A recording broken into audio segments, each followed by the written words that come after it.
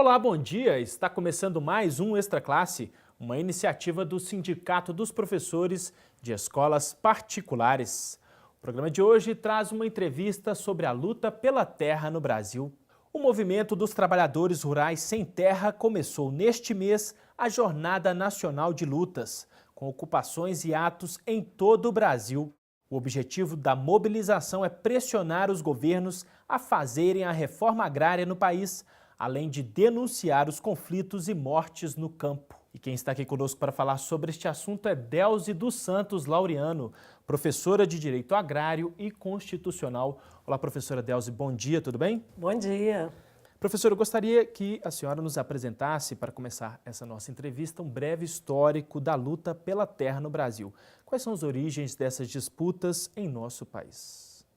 Olha, primeiro eu quero agradecer essa oportunidade do Simpro e estou muito feliz, até porque é uma entidade, importante, até porque eu sou professora também da rede particular de ensino. Olha, a luta pela terra no Brasil, ela acontece desde o Brasil colônia, porque a distribuição de terra, ela atendeu aos interesses da coroa para beneficiar os amigos do rei. E com a proclamação da República, essa política não se altera, os barões, que eram amigos da coroa, eles se tornam os coronéis, que na República concentram o poder político do Estado, e mesmo após o início de democratização do país, após a Segunda Guerra Mundial, nós tivemos aprovado o Estatuto da Terra em 1964, em plena ditadura militar, mas foi muito mais para dar uma satisfação em vista de diversos movimentos sociais organizados, principalmente as ligas camponesas, que já eram mais de 2.000 no Brasil, mas essa política não foi implementada, da reforma agrária. Depois veio a Constituição de 1988, que pela primeira vez trata da questão da política de reforma agrária em um título próprio na Constituição, mas mesmo assim a reforma agrária no Brasil nunca foi realizada. Então nós temos no Brasil ainda hoje uma concentração de terra muito grande. E essa concentração é o principal fator responsável por esses conflitos e mortes no campo? Sim, o latifúndio ele é violento, ele é antidemocrático e muitas vezes, por exemplo, nos pequenos municípios, os donos das grandes áreas de terra, eles dominam a política, eles dominam a economia, eles dominam a cultura, a religião, enfim, tudo. Então não existe possibilidade de democratizar esses espaços. E isso também vai refletir ser um espectro também em âmbito nacional, porque hoje o interesse do agronegócio ele domina, inclusive, o Congresso Nacional. Certo. Agora, professora, qual o balanço a senhora faz nesses últimos anos em termos de acesso à terra no país? Olha, nós, ao invés de termos um avanço, nós temos um retrocesso. Primeiro, o INCRA, que é a autarquia federal responsável pela execução da política de reforma agrária, por força do artigo 184 da Constituição, ele é uma autarquia sucateada. O INCRA não funciona. Então, para você ter uma ideia, ainda que tenha verba no orçamento para se efetivar a reforma agrária, o INCRA não tem engenheiros, não tem agrônomos, porque é um processo complicado. Você tem que fazer diversos estudos, é óbvio que são pessoas pobres, não tem recurso para fazer, e o INCRA também não disponibiliza esses técnicos para fazer. Muitas vezes, então, os recursos são devolvidos. Então, e são 2 anos, a partir do momento que é feito o decreto de desapropriação para fim de reforma agrária, o INCRA tem 2 anos. E ainda tem uma coisa muito grave, às vezes todo mundo fala assim, mas é um absurdo, sem terra é muito folgado, ele ganha terra. Olha, você vê absurdo, nós só conseguimos na Constituição que os imóveis que não cumprem a função social é que são passíveis de desapropriação para fim de reforma agrária. Então você imagina, um imóvel que já não cumpre a função social, ele já perdeu a cobertura vegetal, muitas vezes os recursos naturais dele já estão sem condição nenhuma. E os trabalhadores, degradados, os trabalhadores eles herdam, um passivo ambiental muito grande. Professora, qual seria a importância de uma reforma agrária no país? Qual seria a importância e o significado dela também? Sim, muitas pessoas falam assim, ainda tem sentido falar em reforma agrária hoje? Olha, são as grandes empresas do campo que produzem os alimentos. Isso não é verdade. é mais do que necessária uma reforma agrária, porque, primeiro, nós estamos perdendo uma cultura camponesa. As cidades grandes não cabem mais pessoas, então seria uma forma de nós equalizarmos mais a distribuição da população sobre o nosso território. E mais, quando a sociedade tomasse consciência do tipo de alimento que nós estamos comendo, contaminados com agrotóxico e tudo, e o alimento que chega na nossa mesa, e o próprio Simples já fez programa mostrando isso, ele vem da agricultura familiar, são as pequenas áreas de terra que produzem os alimentos que nós consumimos. Certo, professora, vou convidá-la para assistirmos a uma reportagem feita por nossa equipe sobre este assunto, sobre a luta pela terra no campo e alguns conflitos e disputas, e inclusive mortes também no campo, e logo em seguida a gente volta a conversar, vamos lá? Vamos lá. A concentração de terras nas mãos de poucas pessoas é responsável por conflitos e mortes em áreas rurais brasileiras. De acordo com a Pastoral da Terra, só em 2012, 36 pessoas foram assassinadas, um número 24% maior do que no ano de 2011. Em 2013, o ano começou com mais violência. Até a primeira quinzena de abril, foram 9 mortes. Em novembro de 2004, o acampamento Terra Prometida em Felisburgo, Minas Gerais, foi o cenário de um massacre.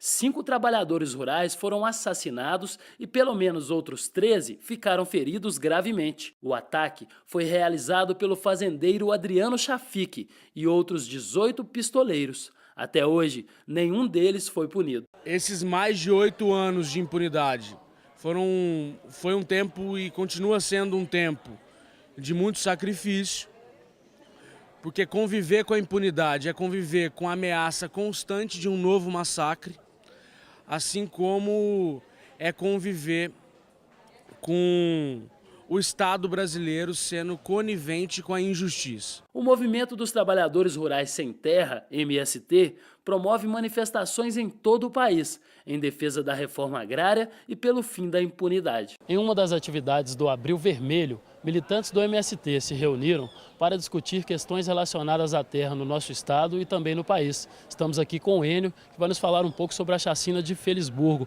Qual que é o sentimento nesse momento da militância em relação ao julgamento que acontece agora em maio? A expectativa, Saulo, é grande porque nós esperamos que se faça justiça nesse país, né?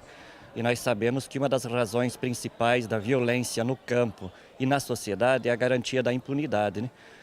Nos últimos, desde que o país foi democratizado, a CPT contabiliza mais de 2.000 assassinatos no campo.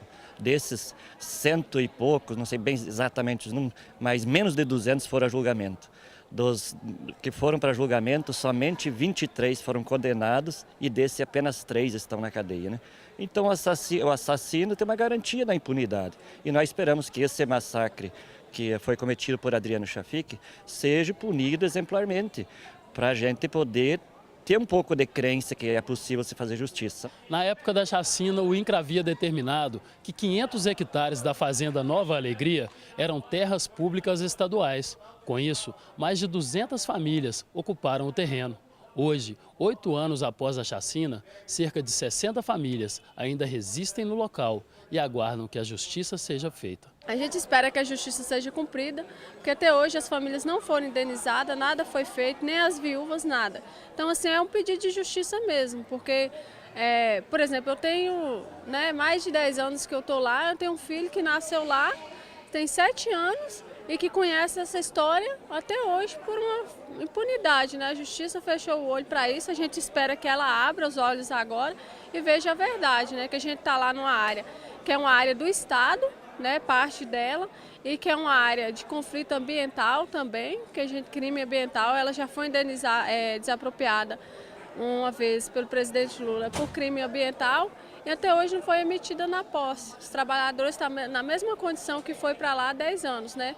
Só não está porque a gente tem produção, tem trabalho, tem outras coisas que vai suprindo nossa necessidade de ficar ali na terra e viver bem. O massacre de Felisburgo foi uma tragédia anunciada. Trabalhadores rurais que ocuparam e denunciaram que aquelas terras eram públicas foram massacrados, né, enquanto estavam no seu lugar de residência e de trabalho. Tendo em vista que a sociedade brasileira ainda não se despiu da intolerância e da discriminação, nós, então, fizemos todo o procedimento de transferência do julgamento do caso Felisburgo aqui para Belo Horizonte, o que ocorrerá a partir do dia 15 de maio. A questão agrária no Brasil, ela precisa ser enfrentada. O direito de propriedade há que ser respeitado. Agora, sobretudo, o direito à vida, né, o direito à dignidade, o direito ao trabalho deve preponderar sobre qualquer outro. Isso não é uma opinião minha, é o que diz a Constituição. A propriedade será garantida desde que ela cumpra a sua função social. Seja a função social da terra rural, seja urbana. E daí porque nós temos os conflitos rurais e temos os conflitos urbanos aqui em Belo Horizonte também.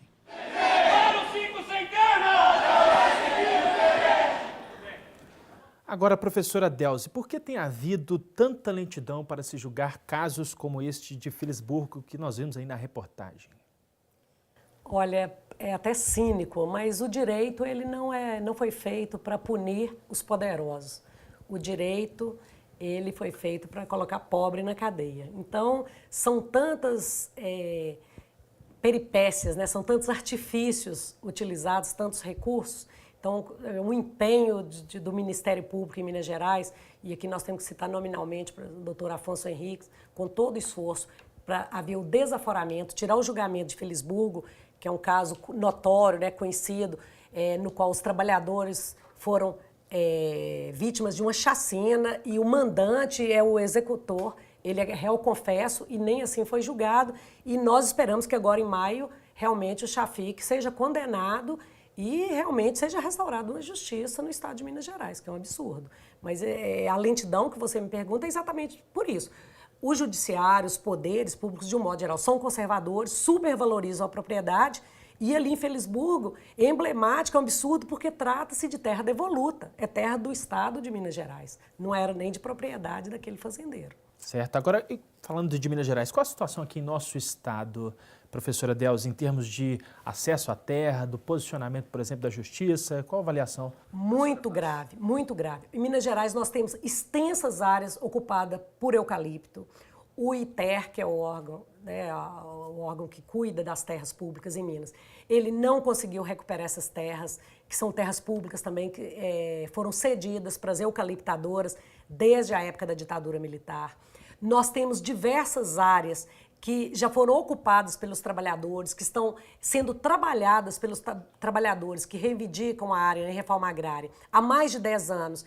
E nós temos alguns decretos sendo anulados pela Justiça e sendo expedidos pelo juiz da vara agrária, ordens de reintegração de posse, sem nenhuma política de realocação dessas famílias. Então, nós temos um problema social gravíssimo em Minas Gerais, inclusive foi objeto de uma audiência pública na Assembleia Legislativa, denunciando, são diversos conflitos no Triângulo Mineiro, no sul de Minas, no leste, na região noroeste do estado de Minas Gerais. Então, muitas famílias ameaçadas de perderem as suas áreas de trabalho, que já estão sendo trabalhadas há mais de 10 anos, sem nenhuma solução. O juiz da vara agrária, que deveria ser alguém com capacidade de compreender essa complexidade que é a luta pela terra, no entanto, ele simplesmente manda reintegrar essas áreas. Tem a questão de Esmeraldas, Carlos Lamarca, que ontem mesmo as famílias denunciando que está o oficial de justiça tentando fazer a reintegração, mas sem nenhuma também perspectiva, nenhuma política do Estado para essas famílias, e uma situação gravíssima que aconteceu em Campo do Meio, no sul de Minas, é uma cidade próxima ali a Boa Esperança, sim, que as famílias já estão lá há mais de 10 anos, é uma usina, Ariadinópolis, ela foi desativada por corrupção, desvio de verbas públicas, e trabalhadores que cultivavam lá melancia, café, simplesmente o prefeito emprestou o trator, passou por cima de todas as plantações. Você vê o prejuízo para a humanidade. Será que nós não percebemos quanto tempo uma pessoa leva para aprender a cultivar a terra? Será que nós vamos julgar fora isso pela inércia dos nossos governantes, pela incapacidade de perceber a importância que é a cultura camponesa nesse país? É isso que eu fico assim meio indignada, sabe? Agora, professora, quando a gente fala fala da luta pela terra, não é só no campo, mas também na cidade, nas comunidades indígenas, quilombolas também, né? Sim, essa semana mesmo participamos de um seminário no FMG mostrando a situação grave dos povos indígenas, a FUNAI também, que é um órgão federal sucateado, mesmo quando consegue a aprovação e a homologação de uma terra, às vezes esse processo é anulado. Há um excesso de judicialização na demarcação de terras indígenas, conforme prevê a Constituição. A questão do quilombola, mesma coisa, tem uma situação gravíssima, o brejo dos crioulos. Assim, a violência, 5 trabalhadores presos injustamente, foi o único decreto que a presidenta Dilma fez de terra quilombola em Minas e até hoje os trabalhadores não conseguiram reaver as terras que a Constituição assegura aos povos quilombolas. Professora Delcy, para a gente terminar essa nossa entrevista, qual papel os professores podem desempenhar nesse debate?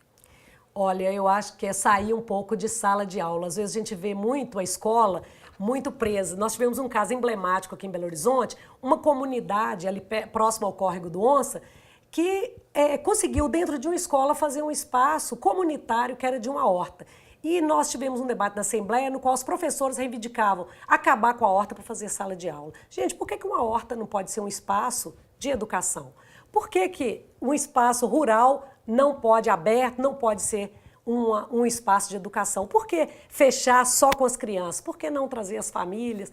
Enfim, eu acho que a escola ela é muito mais aberta do que uma sala de aula. Eu acho que é a dica que eu poderia dar para os meus colegas professores. Certo, professora Delcy dos Santos Laureano, agradeço a participação e a gentileza da entrevista aqui para esta classe. Eu que agradeço. Confira agora a agenda da semana.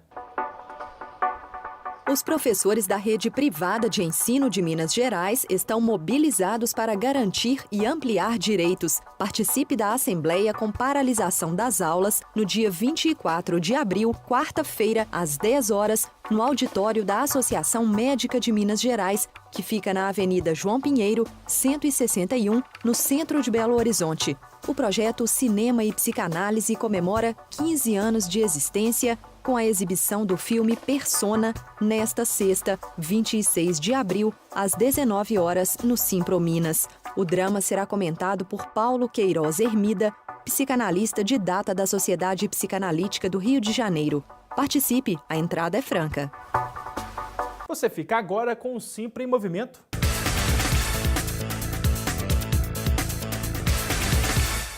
Em assembleia na sede do Simpro Minas, no dia 13 de abril, os professores das escolas particulares rejeitaram a proposta patronal que prevê a retirada de direitos da categoria. Os professores decidiram realizar uma assembleia com paralisação. Demissões, um grau de insatisfação pelas condições de trabalho em geral e salarial também. Os professores da rede privada reivindicam um reajuste salarial de 13,42%, mas o patronal propõe apenas 6%, índice abaixo da inflação. A proposta dos donos de escolas afeta principalmente o ensino infantil. Eu tenho uma grande preocupação com o ensino básico, principalmente por ter filho e sentir que o professor do ensino básico, do ensino da educação infantil, ganha R$ 9,00 por mês de hora-aula para educar o meu filho.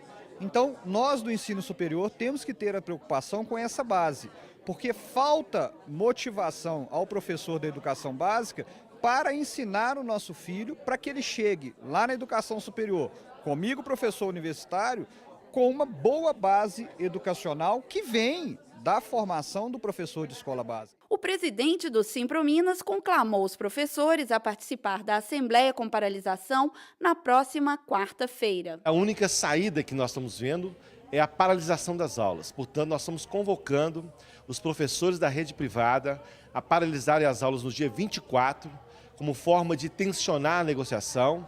E se não tiver avanços, nós vamos inclusive indicar pelo processo de paralisação por tempo indeterminado. A gente fica por aqui, mas para saber mais sobre o Sindicato dos Professores, é só visitar o nosso site. Sua participação é muito importante. Envie sugestões e críticas para o endereço extraclasse@simprominas.org.br. Um grande abraço e até a próxima semana.